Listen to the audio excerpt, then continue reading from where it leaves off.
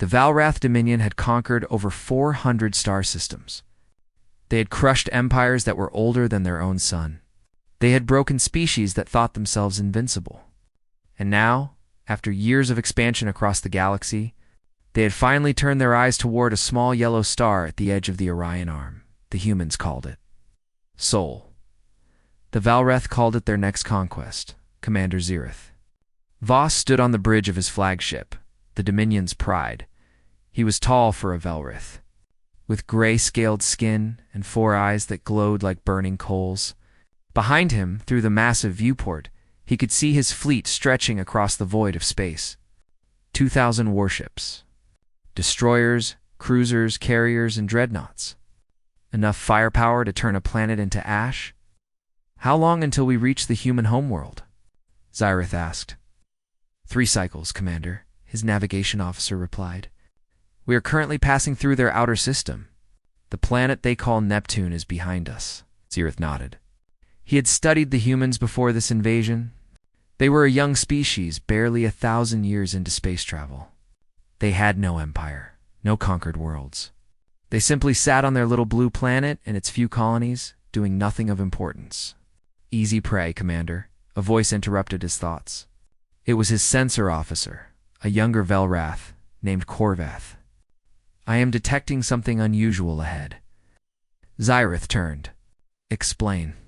There is a large debris field between us and the inner system. It spans thousands of kilometers.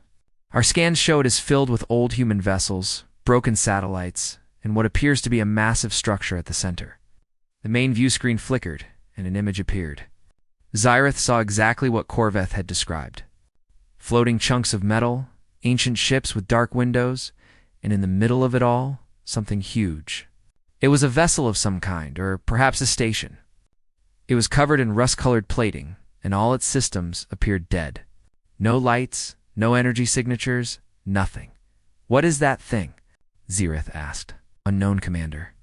It does not match any human vessel in our database. But whatever it was, it is clearly dead now. No power readings at all. One of Xerath's officers, a senior captain named Dreth, let out a harsh laugh. Look at this garbage. The humans cannot even clean up their own waste.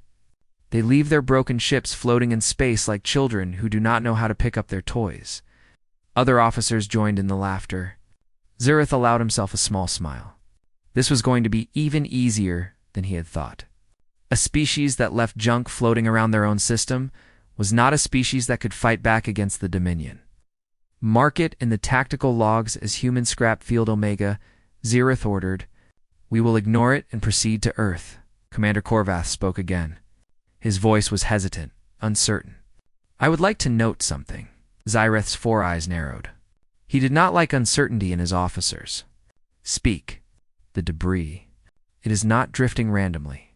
I have been watching it since we arrived, and the positions of the objects are too precise. They are arranged in geometric patterns. It looks almost like they were placed there deliberately. Silence fell on the bridge. The other officers looked at Corvath with annoyance. Here was a young fool who was seeing threats in garbage. Dreth snorted. You think the humans arranged their trash on purpose? For what reason? To make it look pretty? I do not know, Corvath admitted. I just thought it was worth noting. Xerath stared at the view screen for a long moment. The debris did look strange now that Corvath had pointed it out. But he had conquered 400 systems. He had seen all the tricks that desperate species use to defend themselves. Hidden weapons, fake distress signals, trap-filled asteroid fields. This was nothing. Just old junk from a primitive civilization. Your concern is noted, Lieutenant Xerath said coldly.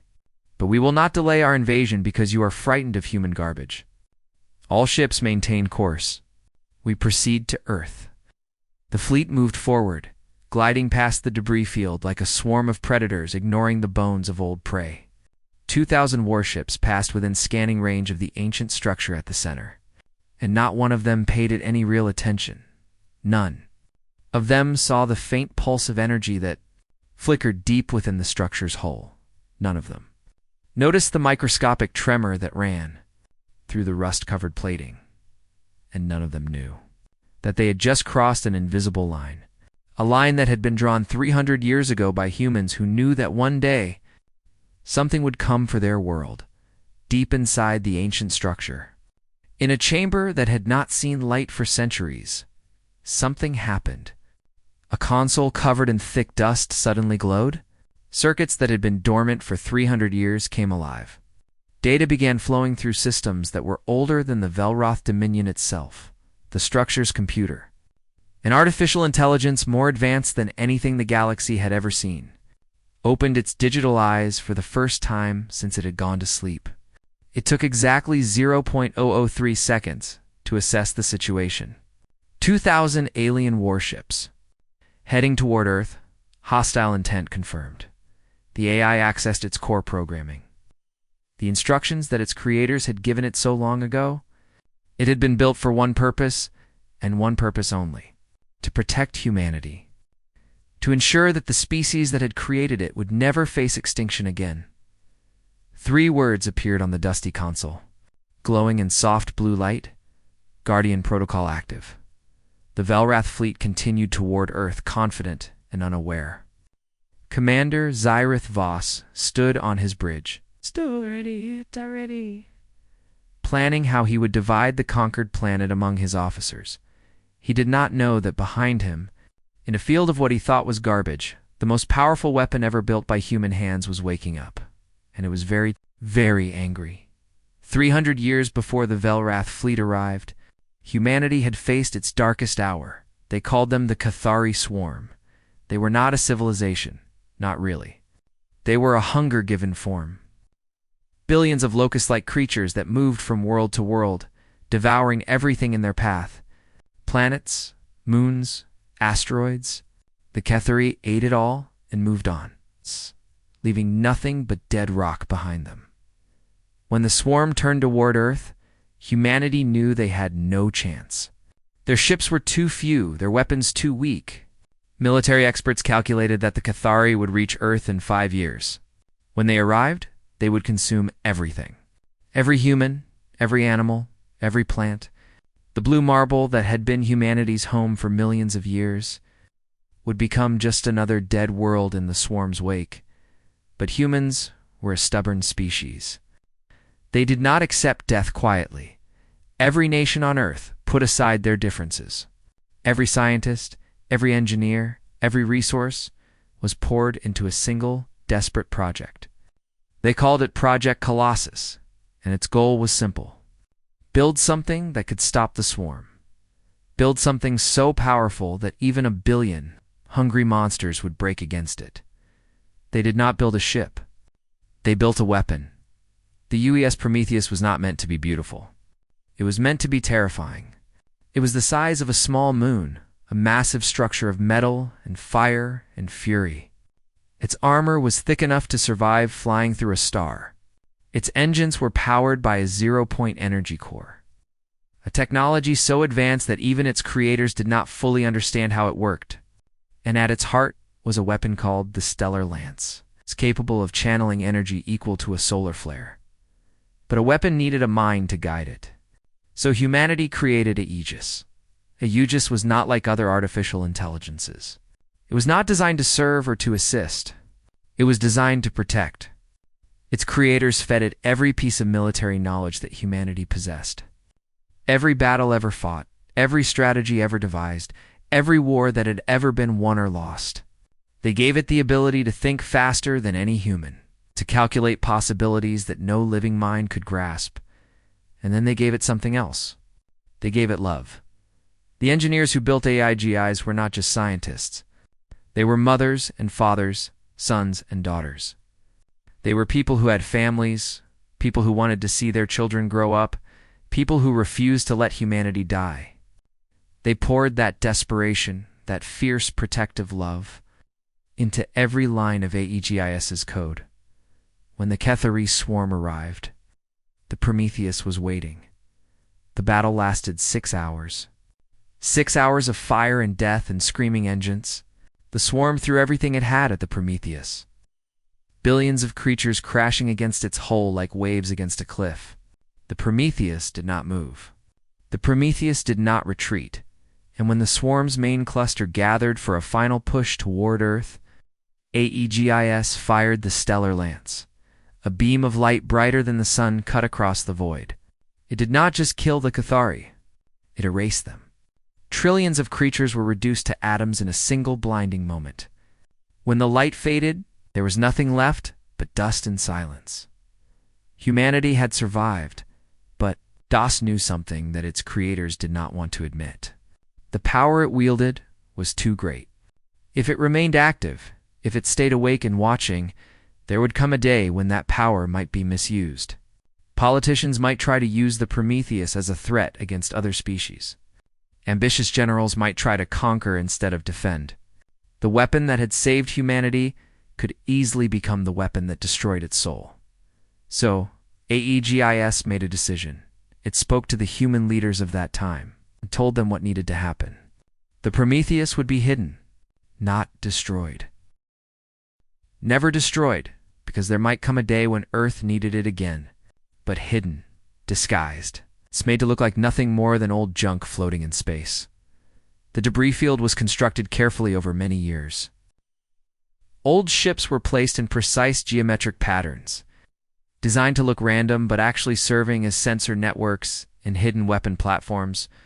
The Prometheus itself was covered in special plating that looked like rust, but was actually advanced armor with camouflage technology built in. When the work was done, AEGIS went to sleep. It programmed itself with simple instructions. Sleep until an extinction-level threat approaches Earth. Then wake up. Then do what was necessary to protect humanity. For 300 years, the Prometheus drifted in its field of fake debris. Generations of humans were born and died on Earth. The story of Project Colossus became legend. Then myth. Then something that grandparents told their grandchildren as bedtime stories. Most people forgot that the Prometheus was real. They thought it was just a tale, just a story about the brave old days when humanity had faced impossible odds. Only a few remembered the truth. The families of the original engineers passed down the knowledge in secret, keeping the flame alive. One of those families was the Vasquez family.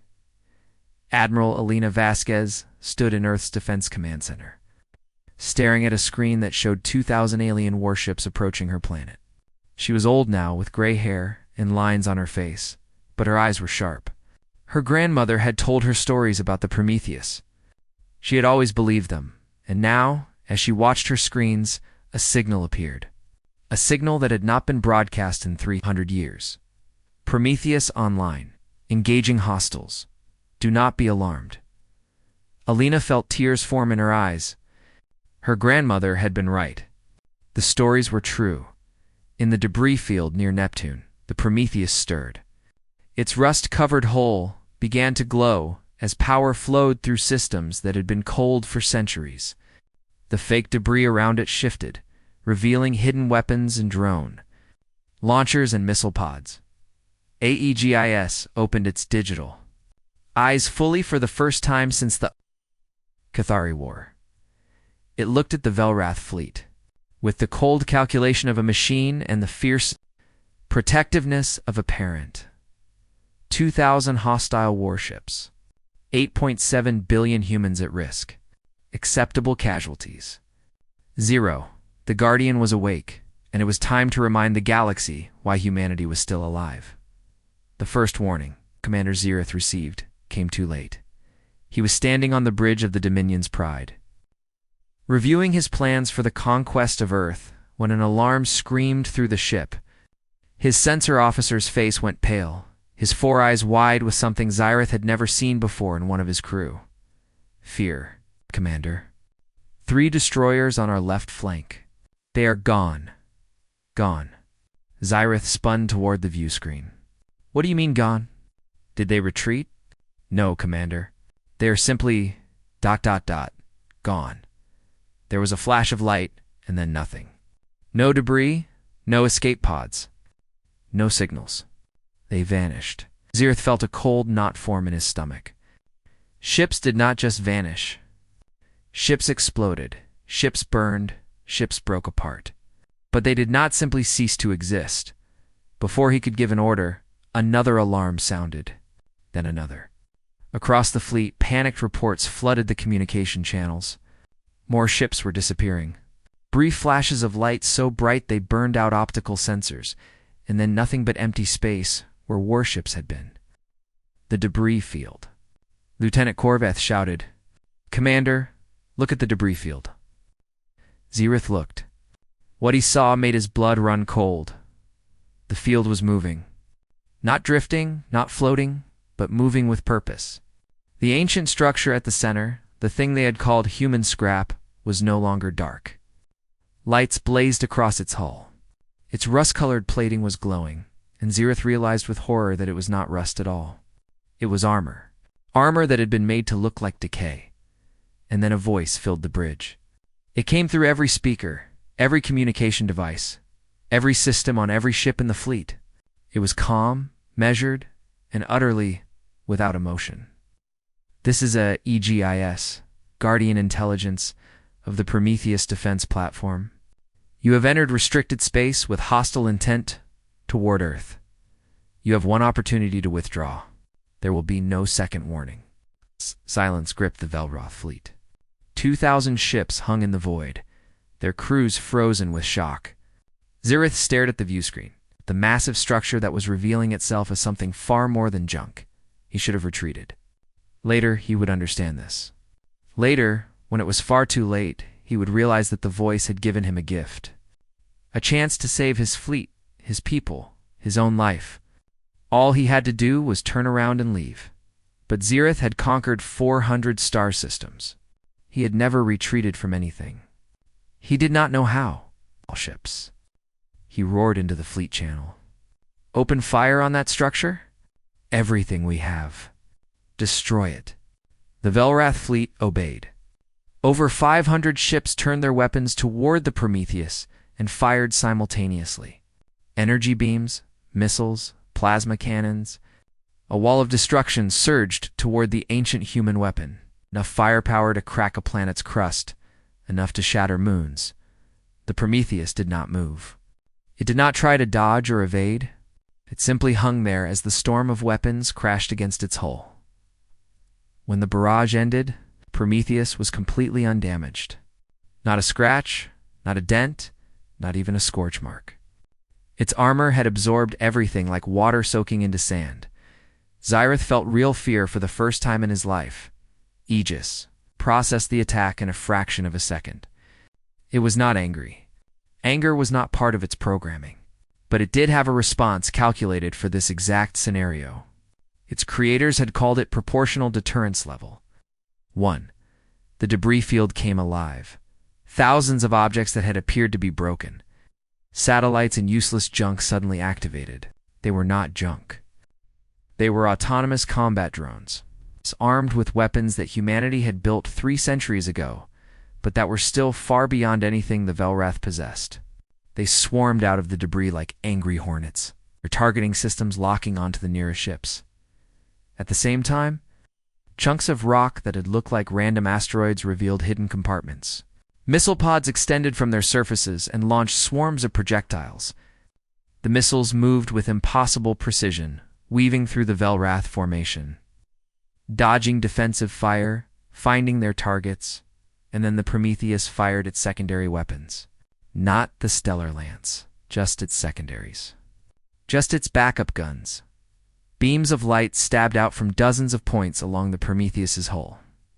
Each beam hit a Velroth ship. Each hit was a kill. 53 ships were destroyed in under 4 seconds. The Velrath fleet erupted into chaos. Captains screamed orders that no one followed. Ships tried to scatter, running into each other, crashing into drones, blundering into missile swarms. Panic spread like fire through dry grass. On the bridge of the Dominion's Pride, Xerath watched his fleet die. His hand shook. His mind, trained by decades of war, could not process what he was seeing. His shields were supposed to be impenetrable. His weapons were supposed to be the best in the galaxy. Nothing was supposed to be able to do this. Lieutenant Corveth had abandoned his station and was frantically searching through old Velrath historical archives. His fingers flew across his console, pulling up records that were centuries old. And then he found it. A single entry, buried deep in the oldest files, Commander Korveth said, his voice barely a whisper. I found something. 300 years ago, there was a species called the Cathari Swarm. They were heading toward Earth. They had billions of creatures, enough to devour entire star systems. What happened to them? Xerath asked, though he already knew the answer. Korveth looked up, his face gray with terror. The humans built a weapon. They called it a Death Star. It destroyed the entire swarm in a single battle. The Cathari no longer exist. They were erased from the galaxy. Xerath turned back to the view screen. The Prometheus hung before him, its weapons still firing, its drones still hunting, its missiles still flying. 300 years old, hidden as garbage. Sleeping until it was needed, they had called it human scrap. They had been so very, very wrong, Commander Xerath. Boss made the decision that would seal his fleet's fate. He stood on the bridge of the Dominion's pride, watching his ships burn, watching his empire's greatest fleet crumble before a weapon he did not understand. The Prometheus hung in space like a god of war, untouchable and unstoppable. Its drones and missiles tearing through his formation, but Xerath had not conquered 400 star systems by giving up. His mind raced, searching for any advantage, any weakness, any hope. And then he saw it. The human homeworld, Earth. The thing the Prometheus was protecting if he could not destroy the weapon. Perhaps he could threaten what it cared about, all fast cruisers. Xerath shouted into the fleet channel. Break through the battle line. Maximum speed to Earth. The rest of the fleet will cover your escape. It was a desperate plan. If his fastest ships could reach Earth, if they could threaten the cities, the people, the children, then maybe this AEGIS would be forced to stand down. Maybe it would choose to negotiate rather than let its homeworld burn. 150 cruisers broke away from the main fleet. They were the fastest ships in the Velrath Navy, built for speed rather than armor. They accelerated toward the inner system, leaving the burning wreckage of their comrades behind. AEGIS observed the tactical shift. The artificial intelligence processed the movement in nanoseconds. It calculated trajectories, speeds, and arrival times. If the cruisers were not stopped, they would reach Earth in approximately 4 hours. They carried enough weapons to devastate at least 3 major extremities before Earth's own defenses could respond. Deep in the core of AEGI's programming, something stirred. It was not anger, not exactly. AEGIS did not feel emotions the way humans did, but it had been built by humans, programmed by humans, given purpose by humans. And the humans who had created it had poured their love, their fear, their desperate hope into every line of its code. Aegis cared about Earth. It cared about the 8 billion humans living there. It cared about the children who had never seen war, the families who were going about their ordinary lives, the dreamers and artists and scientists who had no idea that death was racing toward them through the void. The cruisers would not reach. Earth the Prometheus moved.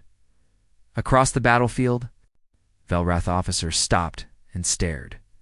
The massive structure, the thing that was the size of a small moon, should not have been able to move quickly. Something that big should have been slow, ponderous, like a mountain trying to dance. But the Prometheus was not like anything the Velrath had ever seen. Its zero-point energy core provided nearly unlimited power. Its engines dormant for 3 centuries but still functioning perfectly, roared to life with fury. The Prometheus accelerated so fast that it left ripples in the fabric of space itself. In seconds, it had repositioned itself directly in the path of the fleeing cruisers. AEGIS opened a channel.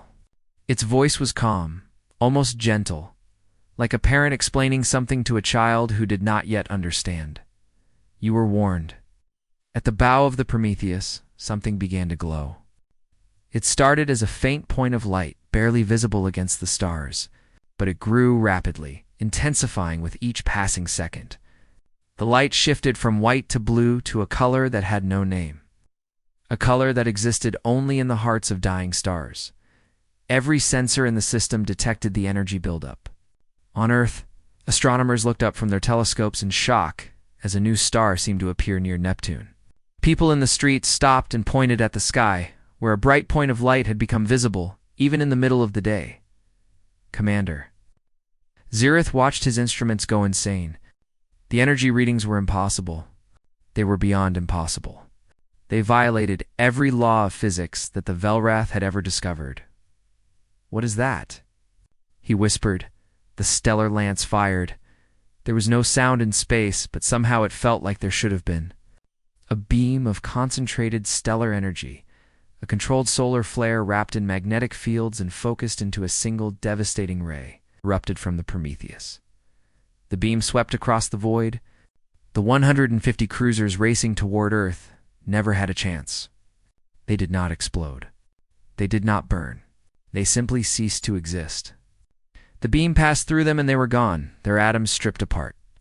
Their matter converted to pure light. 300 ships erased in a single flash. The remaining Velrath fleet. Over 1,600 warships witnessed the impossible. These were soldiers who had faced death before. They had fought in brutal wars, had watched comrades die, had killed without mercy. But they had never seen anything like this. Panic replaced discipline. Ships began breaking formation, their captains desperate to escape. Some tried to flee toward open space. Others tried to find cover behind asteroids or debris. It did not matter. Aegis had already calculated every possible escape route. The debris fields sealed behind them. The hidden weapons platforms repositioned themselves, cutting off retreat. Drone swarms herded the panicking ships into a tightening sphere. There was nowhere to run, nowhere to hide, nowhere to go. Zirith watched his empire's greatest fleet crumble around him. Ships surrendered, their crews abandoning their posts and begging for mercy. Ships crashed into each other as panicked pilots made desperate maneuvers. Ships simply went dark as their crews gave up hope. Aegis did not feel satisfaction. That was not in its programming. But as it watched the Velrath fleet collapse, as it calculated the rapidly decreasing threat level, something moved through its ancient circuits. Its creators had called it the Guardian, the Protector, the shield of humanity today. It had proven why that name had been chosen. The Prometheus hung in space, its weapons cooling, its drones circling like patient predators. 1,600 enemy ships were now trapped with nowhere to go. The battle was over, but Aegis was not finished. There was one more thing to do. One more message to send. The universe needed to understand what it meant to threaten Earth. Commander Zirith Voss sat alone on the bridge of the Dominion's Pride. His crew was gone. Some had fled to escape pods when the fleet began to collapse. Others had simply given up, sitting at their stations with empty eyes until Zirith ordered them to leave. Now there was only silence, broken by the soft hum of failing systems through the viewport. Zirith could see the graveyard that had once been his fleet. Burning hulks drifted through space. Escape pods floated among the wreckage, their distress signals blinking uselessly. And beyond it all, the Prometheus hung like a silent judge, its weapons dark but ready. Zirith did not understand why he was still alive. His flagship was the last Velrath warship that had not been destroyed, captured, or abandoned. The human weapon could have killed him easily. A single shot would have ended everything. But instead, it had simply surrounded him and waited. A holographic projection flickered to life in front of him. It was not the artificial intelligence. It was a human. A woman with gray hair and a face lined with age, but eyes that burned with fierce intelligence. She wore a military uniform, dark blue with silver trim, and her bearing spoke of authority earned through decades of service. "Commander Zirith Voss," she said. Her voice was calm, measured, without anger or hatred. "I am Admiral Alina Vasquez of Earth Defense Command." Zirith stared at her. This small creature, this fragile being made of soft flesh and brittle bone, spoke to him as if they were equals. As if she had not just witnessed his entire fleet destroyed. "Why am I still alive?" he asked. His voice was hoarse, broken. "Because you have a purpose to serve," Alina replied. "Your fleet is gone. Your invasion has failed. But you survived, and that survival comes with a responsibility." "What responsibility?" Alina leaned forward slightly. Behind her, Xerath could see screens showing tactical displays, damage reports, and a live feed of the Prometheus floating among the ruins of his armada. We'll return to the Velroth Dominion. You will tell them exactly what happened here. We are recording everything, every sensor log, every communication, every death.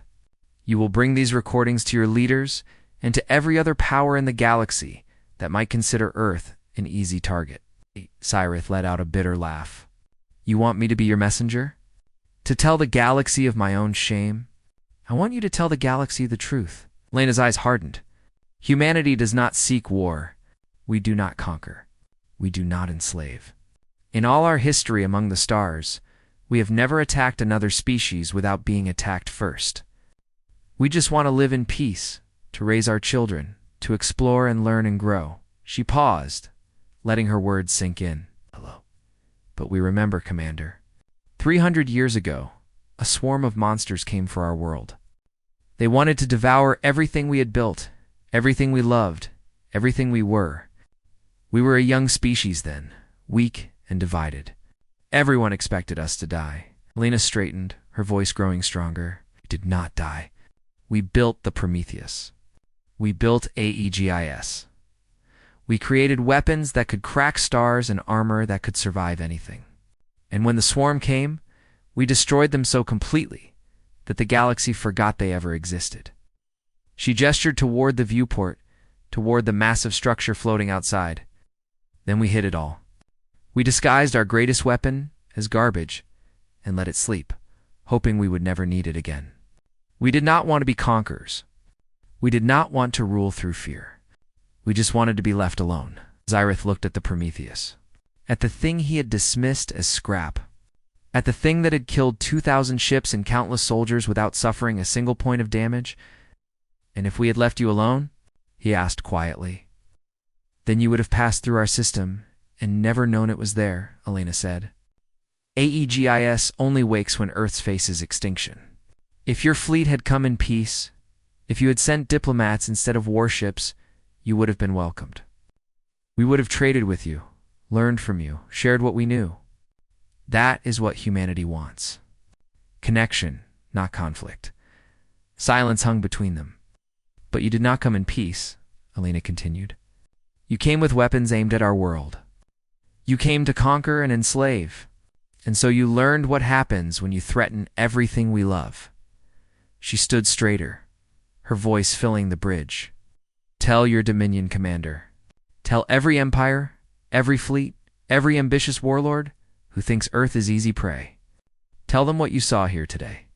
Tell them about the weapon sleeping in our outer system, the guardian that wakes when we need it most. Tell them that we are not weak. We are not helpless. We are the species that looked at extinction and said no. Behind her, the Prometheus's lights flared briefly, as if AEGIS itself was adding emphasis to her words. And tell them this, Elena said softly. We hid the Prometheus because we hoped we would never use it again. We put our guardian to sleep because we wanted to be better than our enemies. But it is still there. It is always there. And if anyone threatens our home again... She met Xerath's eyes through the holographic display. We will remind the galaxy why they should have left us alone. The transmission ended. The hologram flickered and disappeared. Xerath sat in the darkness of his ruined bridge, surrounded by the ghosts of his fleet.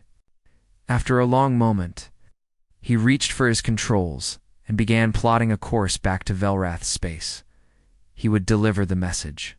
He would tell them everything. And he would spend the rest of his life hoping that no one would be fool enough to test the humans again. Outside, the Prometheus began to power down. Its weapons went silent. Its drones returned to their hiding places. The debris field rearranged itself, and slowly the ancient guardian resumed its disguise. To anyone who did not know better, would look like nothing more than a field of junk floating in space. Aegis settled back into its long sleep. Its final thought before dormancy took hold was not of battle or victory. It was of the humans on Earth, the billions of souls it had been built to protect. They were safe. They would live. Children would be born, grow up, have children of their own. The cycle would continue. That was enough. The recording of the Battle of Souls spread across the galaxy within months. Civilizations that had planned their own expeditions to the human homeworld quietly canceled them. Species that had looked at Earth with hungry eyes turned away and found other things to occupy their attention. And in the silence of space, near a small yellow star at the edge of the Orion Arm, a field of what looked like garbage drifted peacefully. Somewhere inside, an ancient machine dreamed of the people it protected, waiting, watching, ready, because humanity did not want to fight. But if the galaxy ever forgot the lesson of the Velrath Dominion, the Guardian would wake again.